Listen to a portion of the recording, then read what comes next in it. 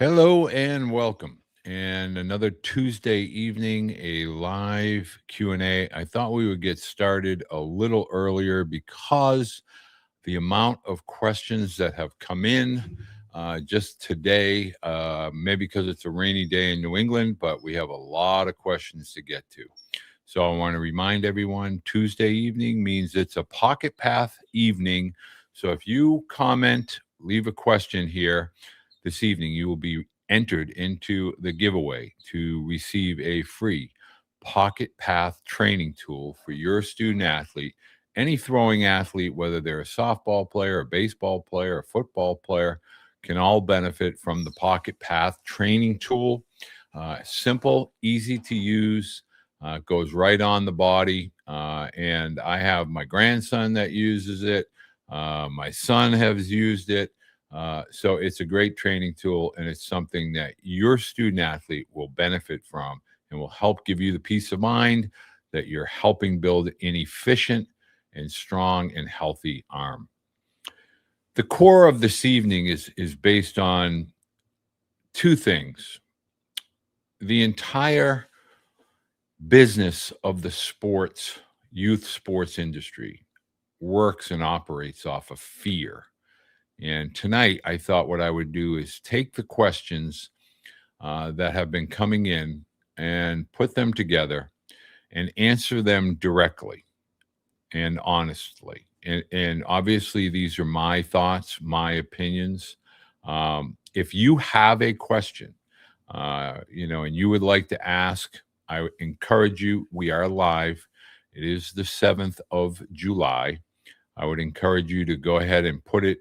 If you're watching on Facebook, you're watching on X, obviously, if you're watching on YouTube, I would prefer that you go over to YouTube, engage with the video, put your question in the chat, allow me to answer it directly. If we don't get to it live and you find your way to this video and you would like me to answer the question, I will do so. I will respond. And so I thought tonight we would start by understanding that many parents each and every night struggle with, regardless of age, whatever the age may be. Is my student athlete behind? Is he being seen? Are they being developed? There's a myriad of different questions that get asked, but I thought that I would take the very essence of all the questions that I've been receiving and answer them for you. Now, if you stay around to the very end, I'm going to discuss, I kind of touch on it every now and then, but I will discuss some of the things that I have seen and been through as it pertains to being a father or parent, both my boys, particularly with Tyler.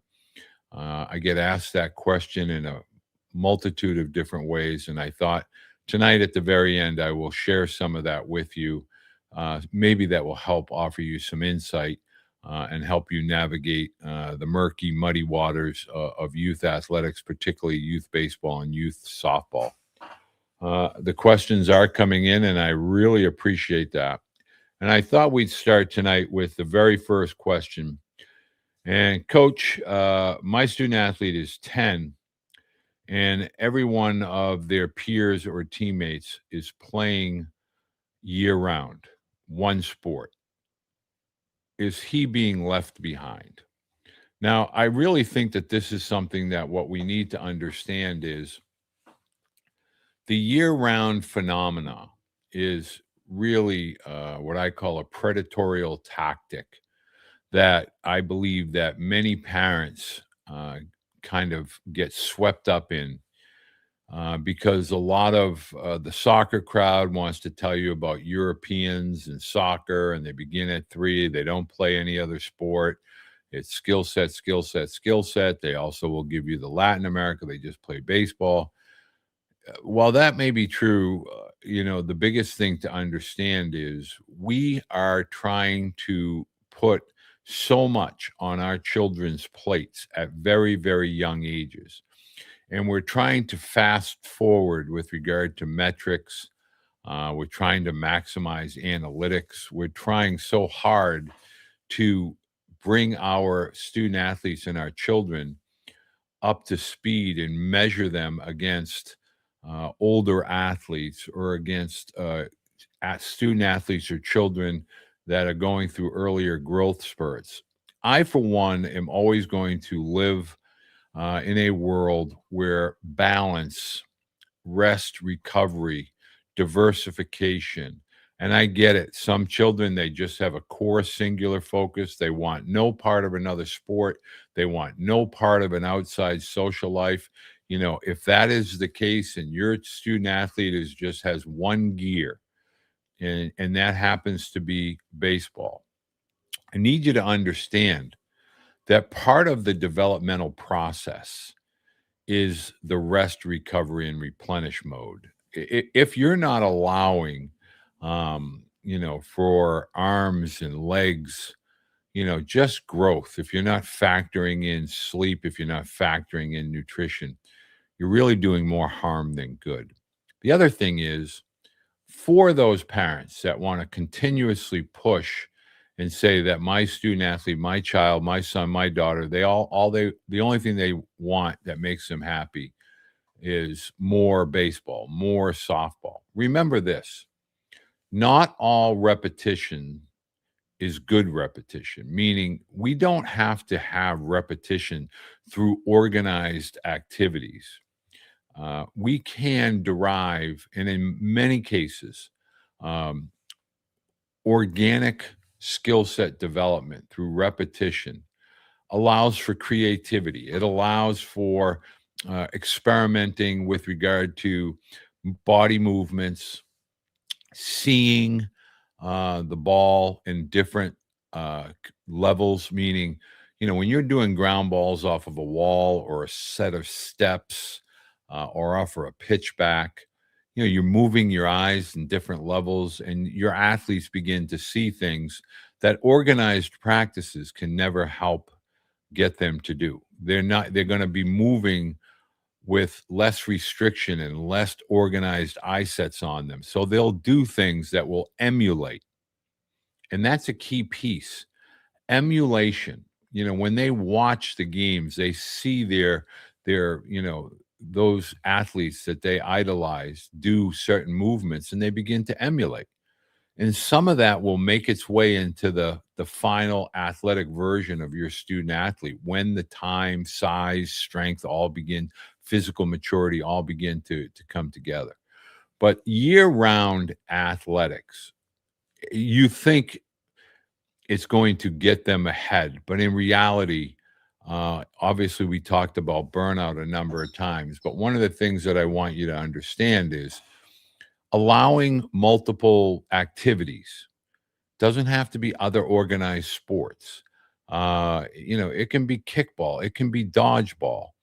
Um, I actually believe dodgeball really helped with regard to arm strength. I'm not going to go down that road right now, but doing things that inhibit and promote play, creativity, freedom of expression with regard to moving around and jumping and doing different skill sets. Those things happen through experimentation. So I strongly encourage you to allow that to happen. And don't fall for the if you don't play year round, you're going to miss out, you're going to be left behind. That's a sales pitch. And there's usually a checkbook and a credit card involved. And to be perfectly blunt, at 8 through 14, you are possibly doing more harm than you could ever be doing good. Coach,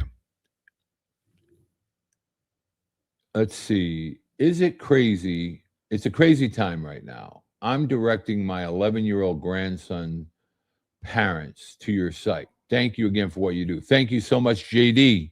JD, I don't know where you're from, but I appreciate. And that's kind of what we're talking about tonight. Over the course of a week, and boy, oh boy, last week seems to have struck a nerve. I get people that don't like hearing me talk. They don't care about anything to do with my process or my children's process.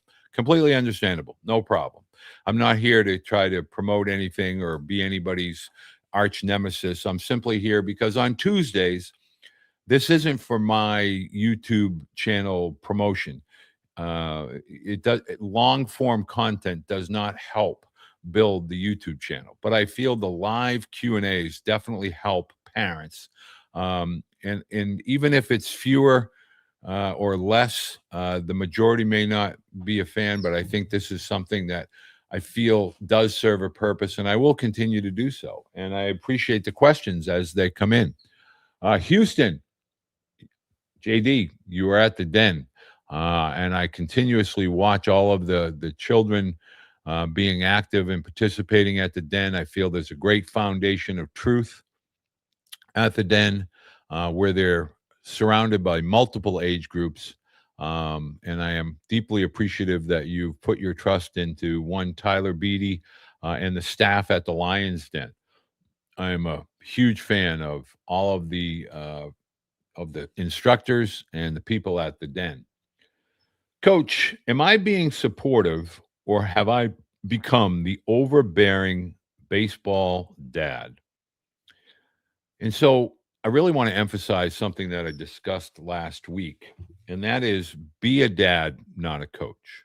And I think it's important to understand the difference there. I think, um, what we have to understand is children, they don't have any alternative, meaning when it's time to go home, the only way they're getting home for the most part is the ride home in the car. When they get home, they sit around the dinner table. I think we are better off leaving sports to the outside. We don't need to dissect practice. We don't need to dissect games at the dinner table or in the car ride home. I think it's important for children to know that as parents, we support them. We obviously love them very much. We care deeply about them. And that sports is a part of who they are. And our hope as parents is that the children are having fun, obviously. They're getting to participate with peers and friends, both from school and nearby communities and areas within the towns and cities that we live in. But I think it's important that there's a clear line that is put in place for parents. And I think it's really, incumbent upon parents to make sure that you as a parent always prioritize being mom or dad first or grandpa and grandma, and leave the coaching to the coaches at the field or at school or where have you. And I really think we've become a society where we're critiquing practices. For decades, there was no such thing as parents at practices. It's become a common thing. People put out a chair, they sit there, they watch practice. But what ends up happening is now you begin to critique tone of a coach instead of a message from the coach. Now we begin to critique their practice schedule, things they're working on, and we have to leave that to coaches. There is a movement afoot, and I have talked to several people within Major League Baseball, and they are working with Little League, Babe Ruth, American Legion, travel organizations, and they are creating a movement where they're going to be coaching the coaches, and working collectively with college coaches and professional coaches to train youth coaches. That is happening. It is occurring, and I would say sooner rather than later, we are going to see that come to fruition. So parents, don't worry about if you're doing enough. As long as you're being supportive, that is the best gift that your student athlete, your child can ever receive. The coaching and the criticism and all of that, that can wait. That will always have a time and a place. And as your children get older and they ask you for more candid responses, that's the time to kind of do that. But really begin to identify, particularly the ages of 8 to 14. Am I being a parent first and foremost? Am I supporting my student athlete, regardless of the sport? And am I helping nurture their joy and their passion for the sport. Because if you are, that's everything that a student, a child can ask for. It's not about the fancy equipment. It's not about the lessons. It's not about the massive tournaments. None of that is necessary between the ages of 8 to 14. Secondhand equipment. I know a lot of people aren't going to like that, but it's broken in. It's had its day. It's weathered. And then as they get older and begin to develop a passion and you see a focus, yeah, okay, now we can get some brand new catcher's equipment or we can get a brand new bat, those types of things. But 8 to 14 is all about fun, developing a passion, a true joy for the sport. That is what matters at those younger ages. T. Jones, love your stuff, coach. Thank you, T Bone. That's why I wear glasses, T Bone. Can you name or suggest a quality travel program in New Jersey? Appreciate all your perspective, insights, and life lessons. Well, what I'm going to basically say here is um, off the top, I'm going to say to you, I need to know an age, I need to know what grade. There's a lot of variables. But remember this, all travel ball organizations are not created equal. There's good, there's average, and they're below average or bad. If I pass an opinion, it's because I've had an interaction with the coaching staff. I've seen how they develop over the last 20 or 30 years. There's a lot of tremendous mentors in New Jersey. So if you want to fire me off an email at Walter at Coach Beede, I will share with you my personal opinion rather than blurting it out to everybody that is not from New Jersey and probably won't care what my answer is. Let's move on to the next question. My child falls apart after a bad game and always seems to want to quit. What do I do on the drive home? Now, I want you, this kind of ties in with a post that seemed to hit home this week where I was talking about failure is genuinely part of the curriculum, meaning it is truly a part of the learning process. Um, and what you want to understand is it's almost like back in the day, you're going to play, you're going to fail, you got to get up, you got to play again. It's really that simple. And that kind of has to be um, you know, kind of the message um and it's part of the lesson.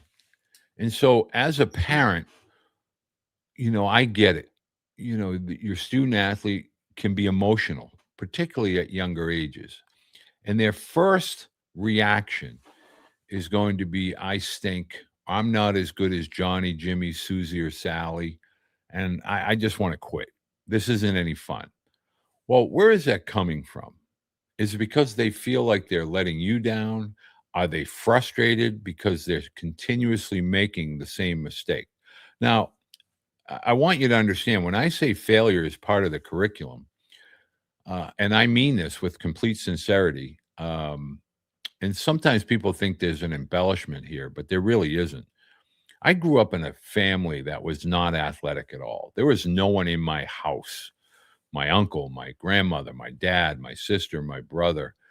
There was nobody athletic, and it was just me. There was nobody else playing organized sports. Nobody had any history with youth sports. It was just me. But I grew up in a neighborhood, much like the Sandlot, where everybody around me was really good, regardless of the sport. They were older, they were better, they were more talented.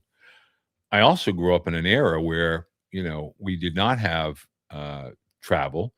There was no age-based youth sports, and you basically played, with if you were in B farm, which was minor league in today's little league, it was 7 through 9, and if you were little league, it was 10 through 12, and if you were junior little league, it was 13 through 15, or senior little league in Babe Ruth, 13 through 15, senior Babe Ruth, 16 through 18, American Legion, 15 through 19.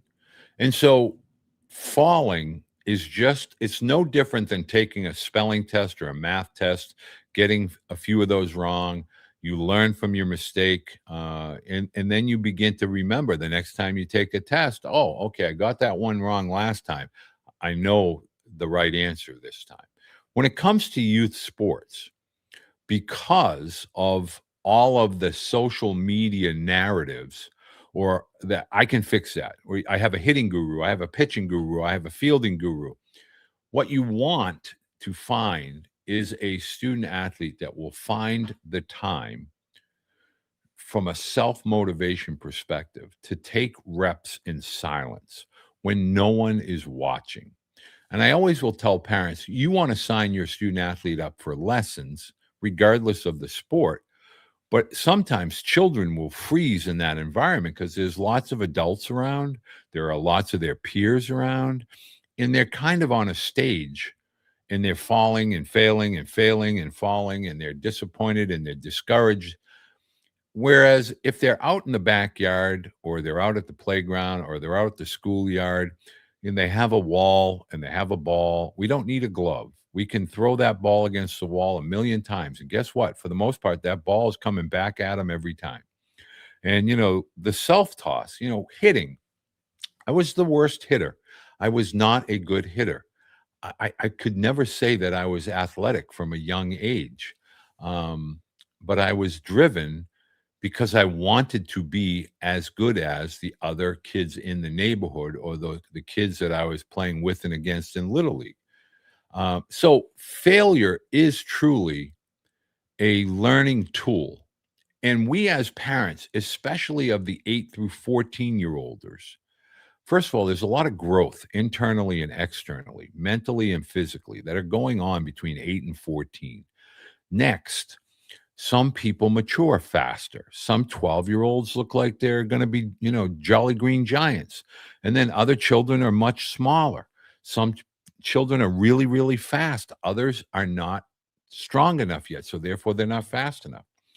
Repetition will always cure what ails young athletes. Meaning, if you're bad at free throws, if the more free throws you shoot, the better you're going to get. The more you have a broomstick and you throw objects up, they can be big at first and get smaller as you get better. I have a young man named Cole, and every week I continuously see videos of this young man just since he's been 11 years old. He's currently 16.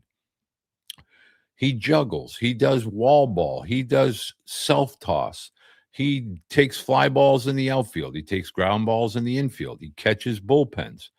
And my point to you is that, uh, you know, when you as parents simply allow your children to find their way, they will figure it out. And through maturity, they begin to eliminate mistakes or repetitive mistakes, and they fine tune, and their bodies begin to allow them to work together, eyes and hands, the feet sync up with the arms, and it's a great learning curve. And so don't worry about the ride home. I want to quit. This stinks. I stink. Is it coming from the narrative of I'm tired of falling and failing in front of my parents? Am I letting them down? Am I letting my siblings down or my grandparents down? Are they fearing being made fun of by their peers? Sometimes that's more the issue than it is the sport. And so I will always say to parents, give that knee jerk response of, you're not going to quit, you're going to stick it out. Just allow those words to come out and let them sit. And then when you get home, let them broach the topic again. If they don't, let it settle. Let the dust settle. And then tomorrow, they may have forgotten about that, put the glove and bat back on, and they're back out there, whether it's baseball, softball, soccer, what have you. But don't get all worked up and geared up when the children come to you and say, I'm frustrated. I just want to quit. Hello, Gene. Okay, let's see what we got here. Tournament last week, my son, 16 years old, decided he was going to change from a contact hitter to a power hitter. He had more strikeouts in the tournament than he did all of high school. I got upset. He wasn't upset, but he said he was trying something new and he didn't care if he was in a big tournament. He ended up getting on the all tournament team anyway. I realized, aha, it's a learning moment. And at the end of the day, and Gene, thank you so much for sharing that because I think that comes from the heart. And I know you enough to know that it comes from the heart. Sometimes, as parents, we don't want to admit this, but nobody likes to see your children fail. I am the biggest victim of this. Even in today's world, my son gives up a home run. Ouch. But I have to realize that's part of the whole potential outcome thing. You know, when our children stand in a batter's box, they can strike out, they could hit a line drive, they could hit a fly ball, they could hit a home run, they could hit a single, they could bunt. There's so many variables. But at the end of the day, within the dynamics of, let's say, 6 through 16 or 17, let's say before the junior year in high school, are we really watching our children grow up? Are we watching their childhood? Or are we trying to create a varsity athlete at 6 through 14 or 15? They're not physically ready to be a varsity athlete. Nothing that they do between these years is going to matter statistically or have any play any role with regard to whether they become a varsity athlete. Or no college coach is ever going to inquire, hey, what was your student athlete like at 7 or 8? So we're really watching this, and it's a story that's being told. And sometimes we get to the end and was that it? Did I miss something? Well, that went by quick. And I will tell you, many a parent over the last 6 weeks, what I call the high school graduation time, come back to me and share, wow, did that go by quick? I wish we would have held on a little bit longer. I wish we didn't rush. I wish we didn't do this. I wish we didn't do that. Always remember, anything that's predicated and based in fear or failure is always, there's going to be someone behind you lurking to sell you a cure, to provide you an answer. And for a century, at least as it pertains to baseball, there really is no cure. It's called ebb and flow. It's called the heartbeat of life in sport. For every up, there's a down. For every down, there will be an up. And I will tell student athletes that I speak with on a regular basis will always say to me, I went 0 for 5 this week, this weekend, and I didn't feel good at the plate. I wasn't seeing the ball. I said, well, somewhere in your future, there is a 5 for 10. What will that make you? 5 for 15. Well, that means you're hitting 333. Well, guess what? That's a real good average. If you said to someone, I'm hitting 300, that's a real good day that's a good week. So understand the curriculum of athletics is very similar to the curriculum of life. Ebbs and flows, ups and downs. And through it all, we must understand that through falling and failure, we are going to learn. How fast we learn, how much we learn, how much we retain really depends on our approach and our awareness that this is happening.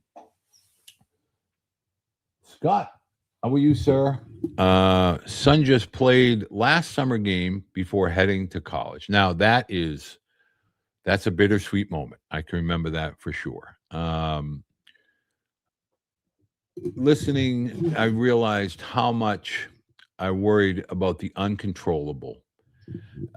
And I really want that to be the message tonight. We seek answers in the world that we live in with AI and technology and social media. Let's go to that hitting guy. Let's go to that pitching guy, that catching guy, that fielding guy, and let's go to that camp and let's seek out knowledge. What we can't control is how driven our athletes are. And if we really want them to have a full tank of gas, meaning do we want them to always have the right perspective? Well, the gas that you need to be providing, the fuel that you need to be providing as parents is joy, passion, simple joys of participation. And the participation, the consistency, the persistency will ultimately lead and determine success. What do I mean by that? Simply, I can tell you that there was at no time as a dad did I look at either of my sons and say, oh, they're going to be college athletes. Nope. In fact, our rule at our house was change of season, change of reason. The choices and the voices, the change of the season led to new reasons, meaning August 1st in our house was football season. And football season meant the bat and balls went away and we didn't try to chase multiple sports. And then at the end of football season, which generally was around Thanksgiving in our neck of the woods, that would lead to a winter sport, which was basketball and hockey, which gave way to all basketball. And then right around President's Day, right around February, baseball would begin to take over. Um, and then there was always 2 weeks where every sport was off the chart, off the radar. There were no practices, there were no games. There was Hampton Beach, and we rented a nice place and we went up there, and my sons invited their friends, and they were at the beach. They were doing the wakeboards, the skinny boards there, we used to call them, and they didn't play a sport. 2 weeks every year, and they kind of looked forward to that. They would refresh and revitalize, re-energize. Just remember, life ebbs and flows. Back to the questions. Scott, thank you. Good evening, Trevor in Mississippi. We are spending thousands on travel ball. Is it worth it, or are we buying a uniform? The business of youth athletics. I would say one of the things that I think we have begun to really miss the message is travel athletics, AAU athletics. We think more games equates to better talent or better skill sets. Nothing could be further from the truth. Now, I don't care what sport you want to put in here. You can put any sport that you would like. But I promise you, if you spent more time practicing and less time traveling, your student athlete would get better. And so, I've written in some of the books that I wrote, like Fun Over Fear, I used to create games out of practice, competitive catch, and the winner would go get the big ice cream. And I held my boys to that. Like if they won, you got that big ice cream or you got that second dessert. And it was something that was just meant to allow competitive juices, but it was in a practice environment. Like I'd put a barrel tipped down in front of home plate, and I'd put the boys in the outfield, and we'd just take a bucket of balls out to the outfield, and I would say, whoever can get the most balls into the bucket at the end of our practice time, the winner would get an ice cream, or the winner would get a chicken nuggets or whatever it was. And I do things about throwing balls through tires. I do things about self-toss. Whoever could hit baseballs out of their hand over the fence or hit the ball off the fence was 2 points. Hit the ball to the outfield was 2 points. In other words, when you get creative in a practice setting, your children will get competitive, but what they're ultimately getting is repetition. We have become game focused, game heavy, and we travel to play tournaments and games, and all in the spirit of exposure. Exposure to who? Exposure to what? Practice more. Repetitions mean more to the long-term development of your athlete. Like I said, free throws. Right now we're dealing with the World Cup. I've seen boys go out with a bucket of soccer balls and try to kick balls into the four corners of nets for hours on end. I've seen boys dribbling on outdoor basketball courts. I've seen boys take balls off of the wall, footballs through a tire. Heck, during football season, I'd have 3 tires draping from a tree, and the boys would drop back like they were Tom Brady, and they would throw footballs through a tire. You know what they were really doing? They were developing arm strength. They were developing arm efficiency, but they didn't think they were. They just were having fun practicing. So when you as a parent are going through your credit card bills and you're looking at the travel ball team, because the travel usually involves lessons, and lessons, are in these 30-minute increments.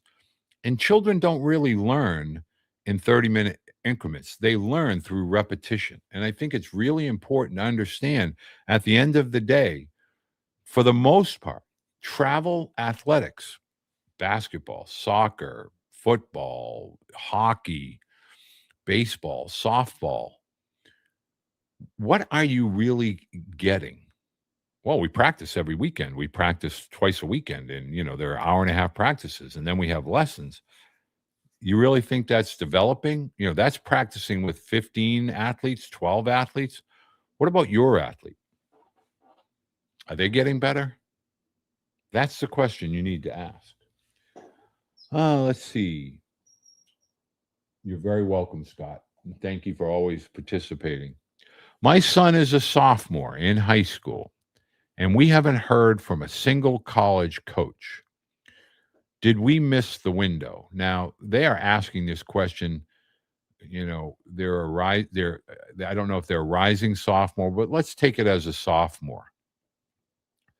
Um, one of the things that I really want you to understand as a sophomore and even as a junior, there is no drop dead date. Somehow we've been under this impression that there has to be a definitive time when college coaches begin to talk to student athletes. Nothing could be further from the truth. In fact, and I've said this, and it caused an uproar on Instagram and TikTok and X. Recruiting is going to be pushed back later and later with the 5-and-5 and some of these new changes that are going to be occurring. So as parents, we don't want to put any false sense of, well, if we don't hear from anybody by our sophomore or junior year, I guess we're not going to play college. That's not necessarily true. The one controllable that you have as a parent is to make sure that your athletes are constantly striving to become the best version of themselves. And again, that's the strength portion, the nutrition, the sleep, the skill set development, the foot speed, all of those things that are gained through physical maturation, which does not really take place until, say, 16 through 19. So in many cases, sophomores are 15, just turning 16. Maybe they're a late bloomer. Let's not really overly stress or concern ourselves with what we're not getting by the time we're a sophomore. And let's not try to pass the blame. Let's try to reassess what you're doing to prepare to be the best version of yourself as a high school athlete, becoming a varsity athlete. I will always tell parents that are calling me or working with me, rather than worrying about college recruiting, how about you begin to focus as a family how your student athlete can consistently get between the lines as a varsity athlete? That's a big deal. Don't let someone tell you, well, they play on the triple platinum travel team, so therefore they should be a varsity athlete. Let's give high school coaches credit. Let's stop for a second. High school college coaches aren't supposed to also be college recruiters. They get calls, and if they feel that a student athlete has some skill set, I promise you high school coaches will let it be known to the appropriate local college coaches. And if they get phone calls and they fully believe in your student athlete, they will tell them so. But don't put the onus on this false narrative of by your sophomore year, if you're not getting calls from college coaches, it's too late. You need to reclass. You need to, get out of your high school and go to some Go to a different high school. The mirror will always tell your student athlete who they really are. And trust me, they know what the competition looks like, both on their team and their competitive competition on other teams within the high school level and the travel level. Don't chase false deadlines. You will drive yourself cuckoo. Do not assign blame. Look inward and say, what can we be doing to get better, to get more recruitable? Ask yourself that question because that will help you internalize. Again, I want to emphasize if you have a question, I want to answer your questions first. And I know that I get them occasionally um, from parents, and I just got one here online. Trevor, let me see what you're asking. We elected to pass camps at 13 and extra tournaments this summer to focus on strength, sleep, and skill. Uh, Doing school voluntary junior high football workouts per coach's advice. I will tell you, and I want to emphasize this because Trevor brings up a great point, and I want to kind of stop here and gather a key point for parents. And I'm going to get to this when I really talk about my sons and my perspective looking back, because I had a parent ask me a very pertinent question. I'm going to get to that here at the end. When your children are 13 through 16, we are so excited about the anticipation of high school and all that goes with that, and I take that very seriously because I feel high school is an amazing time in a child's life for a multitude of different reasons over and above athletics.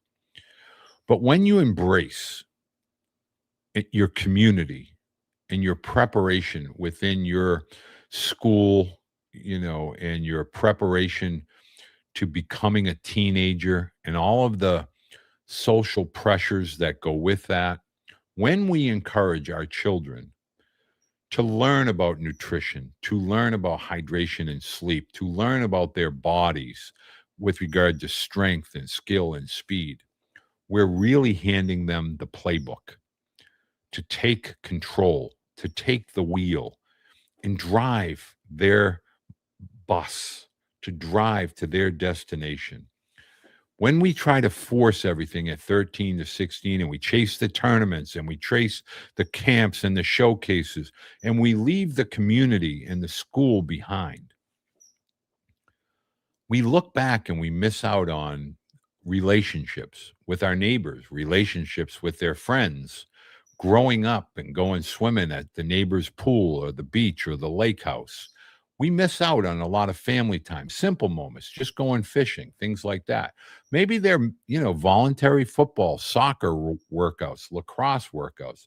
I don't know what they are, but I promise you, when your children look back on those times, they'll look back much more fondly on things that involve and are based on family, friends, community than they will at driving 4 hours or 5 hours and sleeping in a hotel. I can just tell you, it's always good to step back, widen your lens, and understand and appreciate parents of young teenagers. You're about to go through the final frontier as a parent from 13 to 18 before they fly out of the nest and they go off to college and they begin to become an adult. We don't want to lose sight of that. And I'm so glad, Trevor, that you brought that up. And I'll say more on that in a few minutes. Um, High school baseball is special. And I agree. Doug Adams, Coach Doug Adams, the dirt dog of all dirt dogs. I think we want to think that there is a world over the rainbow that is better than high school. And I get it. College is, a big business. Um, the alumni take great pride in their colleges, but really communities in high schools. And I get it, high school is much different today than it was when I was a dinosaur back in the 70s and early 80s. My children now at 35 and 33, they went to high school in, 2007 through 2011. Different world in 2026. And I get it. But stop and think about high school and yearbooks and moments and memories and friendships and relationships and faculty, girlfriend, boyfriend, driver's licenses, high school coaches, high school practices. And some of those high school practices are intense. And in the moment, you hate the high school coach. But when you look back, you go, wow, that coach really taught me a lot. Well, what did he teach you? Discipline, routine, stick-to-itiveness, teamwork, knowing your role, embracing your role. That's high school. And we try to rush through this because the minute we become a sophomore, we're already thinking about college recruiting. Where are we going to college? When are you going to go to college? Whoa. Let's get back to the questions and let's answer your questions. And I truly appreciate when these questions come in. I really do. How do I get an honest answer about whether my student athlete can really play without the people who profit telling me what I want to hear? Now, this is a really great question. And I really always am going to say to you what many of the college coaches say, which is, parents, and I say this to you all the time, I may not tell you what you want to hear, but I will always tell you what you need to hear when you need to hear it. Rule number one, as parents, surround yourself with truth tellers.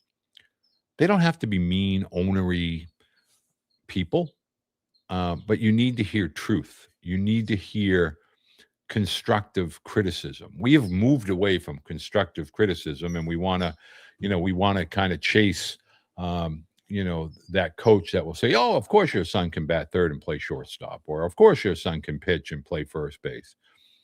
Seek and surround yourself with truth tellers that know the reality of the high school and beyond landscape, what it really looks like. The need for speed and strength and size and skill. Find those that are truly embracing and trying to help your student athlete become the best version of themselves. They're not trying to become on par with someone else.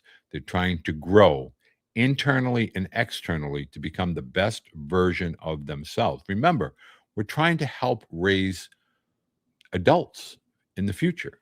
So always remember, when you ask for an evaluation, who are you asking it from? What is the answer? You want those people in your corner that are going to be candid and honest when you need honesty, when you need to hear the truth. Separate from the people who are profiting. And that's a clear line. Think about it for a second. Are you asking someone who stands to generate income if they provide you with a solution? Because what you want to really get at the end of the day, to answer this question succinctly, is what is your student athlete's floor? Are you swimming in the right pool? Do you think you should be swimming in a lake, but you should be in a pool? Should you go from the pool to the pond, then the lake, then the ocean? In other words, understand the floor and ceiling and find somebody who knows what that means and will share that with you honestly and give you honest feedback. I think that's really something that's very important. And yes, Mary, I'm going to get to that question. Next, D1 is the dream. Is chasing it a mistake? How do we weigh, Division II, Division III, JUCO, high academic without feeling like we settled? Well, the first thing you need to understand is you need to understand fit will always matter. Fit over the logo or the jersey. What is the right fit for your child? big campus, small campus, major metropolitan city, rural campus. Lots of, 25,000 undergraduates, 3,000 undergraduates. What's the reality as far as getting opportunity at that school? Are you just chasing the D1 because you want to have the woo and the wow and the holy cow, your child is really good? Or are you really understanding that the landscape now is blurred and there really is no clear line of separation from any level? In other words, if I took all the team logos and colors off and each team was wearing gray and white uniforms, would you really know as parents who the Division One team was versus the Division Three or the JUCO from the NAIA? Would you know Division Three from Division Two? Would you know Division Two from Division One? Typically, the answer is no, you would not. And that means you don't go out and watch enough college baseball, which I strongly suggest, but listen to what the coaches are saying. The college coaches are telling you find the fit. The fit will matter far more than the name on the front of the jersey. I promise you. And all that can lead to is disappointment and heartache. And so I strongly encourage you. D1 should not be a narrative. It should not be a destination or bust. College. College should be the game plan. And what's the purpose of college? In other words, I have parents that will tell me, I'm really not concerned about academics. Okay, I don't understand that, but I get it. It's your opinion and it's your how you feel.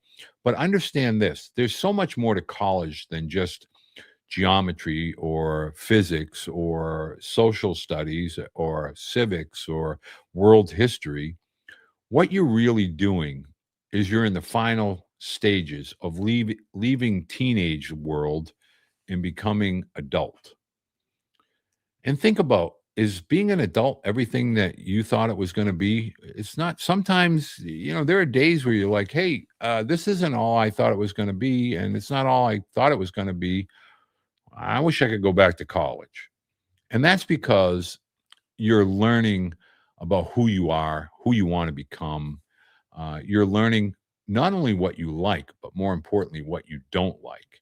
And see, that's a big part of college that nobody wants to talk about. As much as we talk about all of these successes in college and scholarships, oftentimes students get to college and say, I thought I wanted to be a nurse, but I really want to be a lawyer. Or I thought I wanted to be in business, but I really want to be a kinesiology. I thought I wanted to play baseball, but it's too much like a business. There's too many hours I have to dedicate to it. In other words, sometimes we get to that spot that we always thought we wanted to be at, and it's not all it's cracked up to be. And we have grown out of what we thought we might have wanted to do. It used to be fun. It's not fun anymore. Meaning, college, there's an awareness to who the person is becoming. And as much as it's about discovery, it's also discovering what you don't want or who you don't want in your life.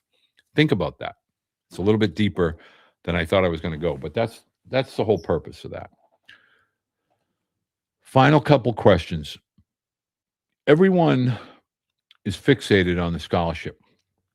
What actually will matter in 20 years? Well, again, I just want to be brief here. Trading athletic ability or for academic excellence, what does that mean? 4 years prepare you for the 40, what's on deck. The number one return on investment of college is the degree. There's more to the scholarship. If you get the scholarship, whether it be academic or athletic, it's a discount. You're getting a discount to earn a degree. And that is part of the 40 to 50 year plan. It optimizes and enhances your child's life and their future, not the logo. While you'll look back on, in my case, my son that went to Vanderbilt, I get great gear, by the way. That's a perk.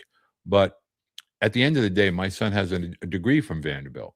And whether we agree with it or not, people in the business world respect that. And that's what you're trading. Next, the transfer portal and name, image, and likeness feel like chaos. How do I advise my student athlete in a world that didn't exist when I played? This is a great question. And this is the next to last question. And I want you to understand, yes, it does seem like chaos. It does seem turbulent. And anytime there's change, we always want to revert back to what we felt was calmer waters and less stress. But guess what? The transfer portal's been around for a very, very long time. This 5 and 5, yep, that's new. Will there be different penalties in the future with regard to transferring? Possibly. But understand this: name, image, and likeness, its time has come. It simply means that your student athlete, if they so choose, can benefit from their college experience with the uniform, their time in the uniform. The college markets the athletes, therefore, the athlete can market themselves. That's all that is. Some take advantage of it, some don't stress over it. The portal, it's really more of a topic. It really won't impact the vast majority of high school athletes. Look at college more of a decision as far as the fit, not the sports. If you look at the fit geographically, academically, socially, culturally, does mom and dad have the ability to drive in on a weekend and watch games, or are you close enough to be able to have your child come home and get a home cooked meal and maybe get some laundry done? Look at the fit. Don't worry about the athletics. The athletics are part of it. And oh, by the way, I promise you as a dad that has lived this, the NAIA level, the JUCO level, the Division III level as a coach. My oldest son played a little Division III as well, and obviously Division I. College is the experience of a lifetime. Make sure your children embrace where they're going to school. Look towards the future. How will this college opportunity enhance and help prepare my child for their future as a spouse, as a parent, as an employee or an employer? Look to college. Division III, phenomenal experience. Division II, tremendous. Same thing with NAIA, same thing with JUCO. My gosh, I know tons of JUCO athletes and JUCO students that go get 2 years to get their associates, including my son. They go to the NAIA, they go to the NCAA Division III, 4-year programs, even Division I. They have a full and memorable college experience. Last question, and I appreciate all of the questions that are coming in. And Doug, I agree, honesty is your best friend. And I didn't want to put this out here, but I've had a lot of people, and I promised at the top that I would get to this. If you could tell every parent one thing, the one thing that you learned as a dad raising your children, particularly with Tyler, what would it be? And I would say to you, care about the person more than the athlete. Look at your children and embrace the wonderment of their childhood and who they become every day, their likes, their laughs, the smile. Slow down. It goes so fast. I look at my children today, and they are men, they are parents, they are spouses, they are husbands, they are business people. Tyler turned down a whole bunch of money and I got ridiculed. I still get ridiculed to this day, but I often try to get parents to understand I did not go to college and I was always considered uneducated. But what I really missed out on was a 4 or 5 year period of time where I watched all of my friends that I had grown up with or graduated with that had gone on to college. And I remember being 18 to 24. And I remember listening to all their stories, all their spring break trips, all of their graduation stories. And then I look at the quality of their lives. My word could be my world, my life was summed up with one word, and that word was survival. Everything in my life was based on survival. And I said to myself, way before I ever thought that I'd have a child that would go through a draft and have college opportunities, that the one thing I wanted my children to become was educated men that would allow college to be a part of their life, relationships, experiences, growth, awakening. And it went by like that. One minute I'm dropping my boys off in college and I'm unpacking a dorm room with a freshman roommate. The next minute it's graduation, it's caps and gowns, and they're moving away from home and they go from Massachusetts to Texas. They buy a home and it's all over. So, as parents, you should be inquisitive. You should be curious and not judgmental. You should look at your children as the joy and the opportunity to embrace that 18-year period of time between birth and high school graduation. Do not sell any minute of it. Do not give 1 minute of it away to people that want to create fear and uncertainty. I think it's imperative for parents to understand and value those 18 years, the photo albums, the moments, the birthdays, the parties, the holidays, the local community getting behind the soccer team in the tournament, in the regional tournament or the state tournament, the softball team, the basketball team, the high school football cheerleaders, the bonfires, the pep rallies. Because when they're gone, the world takes a hard left. And when you get to college, there's not a lot of social interaction between student athlete and parent. And those days are clearly in the rear view mirror. So I want to say thank you to everyone that continues to send in their questions. I really value your time. On Tuesdays, this is your day. I try not to script it. I guess people that ask me all the time, do you have a teleprompter? No, I do not. I try to share things with you that on Tuesdays, it's your day. You know, Wednesday nights, we talk about the process with Jeremy Fouts. On Thursdays, I do the coach's corner.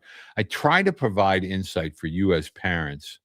I don't try to give you more hitting lessons. I don't try to do lessons as a whole. I don't try to tell you and talk to you specifically about college recruiting. Although I do answer questions about college recruiting, although I do help families with regard to, I do it from a life perspective. I don't do it from a sport perspective. Huge difference. So keep sending your questions in to walter@coachbeede.com. Enjoy your summer. Take a big break. Take a deep breath. We just passed the 4th of July. My goodness. One day it's Memorial Day. Now at 4th of July, before we know it, it's Labor Day and we're back to school. And it's a cycle. And we're all concerned about things that we were concerned with last year at this time, but we're just another year older. And as you can tell by the gray hair, you know, it's very real. Getting older is real. So thank you very much. Let me say my necessary goodbyes. Keith, my good man, the newbies are the most impressionable. Thank you so much, my good man. I want to say thank you to Coach Adams. Thank you to Trevor. Thank you to Scott. Thank you to JD. Thank you to Gene. Thank you to everyone that continues to make my week very enjoyable. T-Bone, thank you, my good man or good woman. I encourage you to continue to send in your questions. I even welcome the negative comments. No problem. You're not hurting my feelings. I get it. We can agree. We can disagree. I don't fear debate or disagreement. I don't think that we have to be adversarial. That's just me. You want to be adversarial, that's fine. There's no problem with that. None at all. But Tuesdays are for parents. I will always keep it that way as long as I'm drawing a breath and people have questions. Thank you. Have a tremendous summer. Have a great week in whatever endeavor you're doing. If you're on vacation, put the phone down, turn the music up, and enjoy yourself. Have fun. And oh, by the way, give your kids a hug. Just give them a hug. No reason. Give them a hug.